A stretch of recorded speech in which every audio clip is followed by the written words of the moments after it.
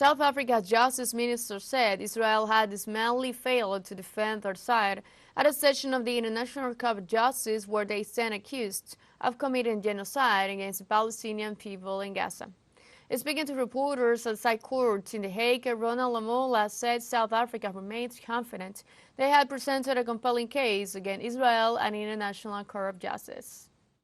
We have heard Israel's purported justification before the ICJ. Some of the points made are astonishing and are not backed by facts and the situation on the ground.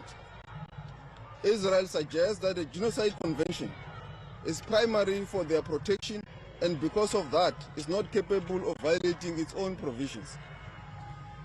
The state of Israel today has failed to disprove South Africa's compelling case that was presented before the court yesterday. Our request for provisional measures remain strong.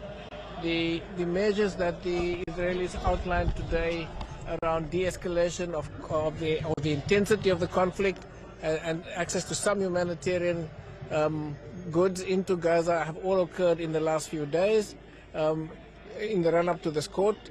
We cannot rely on that as a measure that no further harm will be done to the Palestinians in the run-up to this case being decided on its merits. So the plea for provisional measures remains strong. On Friday, Netherlands health workers marched in The Hague in support of the Palestinian people and their colleagues in Gaza. I've never seen a conflict like this in my lifetime, and colleagues of mine that have also worked in conflict situations have never seen anything like it before. The breakdown of healthcare facility has gone to the point that people have to go undergo surgery like cesareans and amputation of limbs of children without anesthetics in a structural way, not like one by accident. That is unheard of. There is a complete breakdown of ambulance facility in the north, which means that people that are wounded and are unable to move will be left there to die slowly. On top of that, not only medical facilities are being blocked, but also electricity, food, which means that we have a situation of starvation or near starvation, malnutrition, which is going to worsen any kind of infection and disease. We have epidemics that are already starting to spread of hepatitis and that are going to continue to spread. Also, in this context, social activists raised their voice in support of Palestine, and they expect the court will rule in their favor.